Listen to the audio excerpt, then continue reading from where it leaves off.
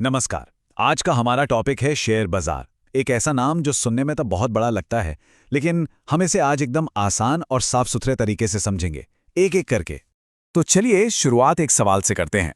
मान लीजिए किसी के पास एक जबरदस्त 100 करोड़ का बिजनेस आइडिया है। सब कुछ परफेक्ट है, लेकिन बैंक में है सिर्फ 20 करोड़। अब सवाल यह है कि बाकी के 80 करोड़ कहाँ से आएंगे। और देखिए, यही वो बुनियादी सवाल है, वो प्रॉब्लम है जिसे सुलझाने के लिए ही शेयर बाजार का जन्म हुआ। एक रास्ता तो ये है कि कुछ बड़े बड़े पार्टनर्स ढूंढ लिए जाएं। लेकिन उसमें दिक्कत क्या है? वो लोग पैसा तो देंगे, पर साथ में कंपनी का कंट्रोल भी ले लेंगे। तो दूसरा रास्ता क्या हो सकता है? क्या ऐसा हो सकता है कि ये जो 80 करोड़ की बड़ी रकम है, इसे लाखों छोटे छोटे हिस्सों में तोड़ दिया जाए? बस यहीं पर शेयर का कॉन्सेप्ट आता है। अब ये शेयर है क्या? ये कंपनी की ओनरशिप का मतलब मालिकाना हक का एक बहुत ही छोटा सा हिस्सा है। तो कंपनी करती क्या है? वो ऐसे लाखों शेयर आम जनता को बेच देती है। इससे होता यह है कि पैसा तो आ जाता है, लेकिन कंट्रोल कुछ चंद लोगों के हाथ में नहीं जाता। और जब कोई कंपनी ये काम बिल्कुल पहली बार करती है, मतलब पहली बार अपने शेयर्स पब्लिक को ऑफर करती है, तो इसी प्रोसेस को कहते हैं आईपीओ, यानी इनिशियल पब्लिक ऑफरिंग। इसको प्राइमरी मार्केट भी बोला जाता है। क्यों? क्योंकि यहां पैसा सीधा इन्वेस्टर की जेब से निकलकर कंपनी के पास पहुंचता है। अच्छा, तो कंपनी ने शेयर बेचे और लोगों ने खरीदे, लेकिन ये लेन देन इतना सीधा भी नहीं है। इसके पीछे ना एक पूरा का पूरा इकोसिस्टम काम करता है, जो ये पक्का करता है कि सब कुछ सही तरीके से हो। सोचिए, इस पूरे खेल में कुछ मुख्य खिलाड़ी हैं। एक तरफ है कंपनी, जिसे पैसा चाहिए। दूसरी तरफ है निवेशक, जिसके पास पैसा है। अब इन दोनों को मिलाने के लिए चाहिए एक मार्केट प्लेस, जैसे कि हमारे स्टॉक एक्सचेंज, एनएसई और बीएसई। और इन सब पर नजर रखने के लिए, ताकि कोई गड़बड़ ना हो, एक रेफरी भी तो चाहिए। वो है हमारा रेगुलेटर, सेबी। और हाँ, एक आम इंसान सीधा एक्सचेंज में जाकर तो शेयर खरीद नहीं सकता, तो उसके लिए होते हैं बिचौलिए, यानी ब्रोकर्स। इन सब में सेफ्टी के लिहाज से सबसे जरूरी खिलाड़ी है सेबी, यानी securities and exchange board of India. आप इसे मार्केट का रेफरी समझ सकते हैं। सेबी का एक ही काम है, इन्वेस्टर्स के हितों की रक्षा करना। ये पक्का करना कि कोई भी कंपनी या ब्रोकर किसी के साथ धोखाधड़ी ना कर पाए। इसकी नज़र सब पर होती है। तो आईपीओ में होता क्या है, इसका फ्लो समझिए। एक इन्वेस्टर अपने ब्रोकर को पैसे देता है। ब्रोकर उस ऑर्डर को स्टॉक एक्सचेंज, मतलब एनएसई या बीएसई में भेजता है।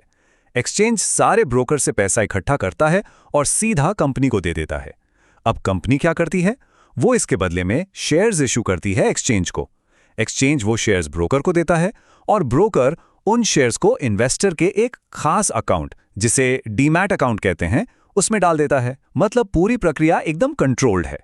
चलिए, तो आईपीओ हो गया, कंपनी के पास उसके 100 करोड़ रुपए पहुंच गए और कंपनी खुश है, अपना काम कर रही है।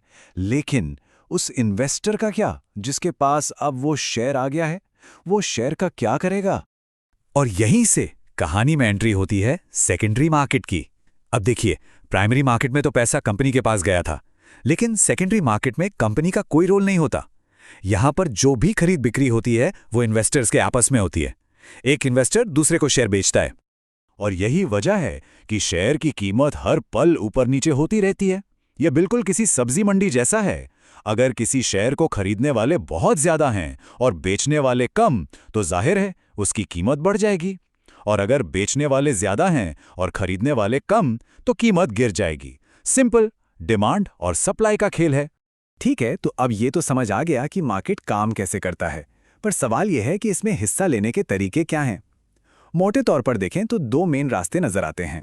पहला रास्ता है इन्वेस्टिंग, जिसे डिलीवरी भी कहते हैं। इसका लक्ष्य होता है लंबी अवधि में पैसा बनाना।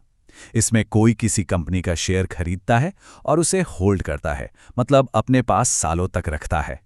यहां कंट्रोल पूरी तरह इन्वेस्टर के हाथ में होता है कि वो कब बेचना चाहता है। इसमें रिस्क थोड़ा कम होता है। दूसरा रास्ता है ट्रेडिंग, और खास तौर पे इंट्राडे ट्रेडिंग। इसका लक्ष्य है एक ही दिन में कीमत के उतार चढ़ाव से फटाफट प्रॉफिट कमाना। इसमें शेयर को उसी दिन खरीदकर मार्केट बंद होने से पहले बेचना ही पड़ता है, चाहे फायदा हो या नुकसान। और हां, इसमें रिस्क बहुत ही ज्यादा होता है। कई लोग तो इसकी तुलना जुए से भी करते हैं। और यहां पर एक्सपर्ट्स की चेतावनी बिल्कुल साफ है।